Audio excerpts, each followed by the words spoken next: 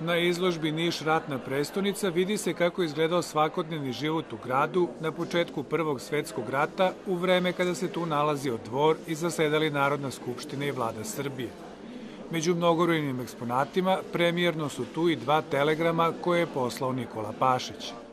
Jedan je povodom Cerske bitke koji iz Niša šalje Pašić regentu Aleksandru i drugi povodom iste te bitke koji ide kao naredba da se gone do Drine austro-ugarske snage. Tu su zastave, oružje 16. Moravskog puka, fotografije iz privatnih kolekcija.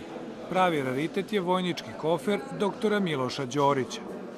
Inače, jednog znamenitog Nišlije koji je dugo vremena proveo ovde u Nišu, učinio puno na polju medicine i iza sebe ostavio značajnu građu kroz krvski dnevnik.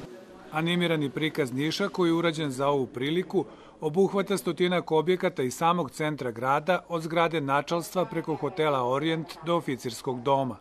Radili smo oko mesec dana, nešto manje, radili smo dosta jer je tim bio mali, a i rok je isto bio vrlo kratak, u suštini zadovoljni smo kako je ispred. U Nišu su se slavile prve pobede na Ceru i Kolubari, ali i lečili oboleli od pegavog tifusa.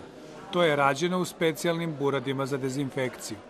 Ova izložba je svojevrsna freska na kojoj se upravo vidi sve to što se tada dešavalo.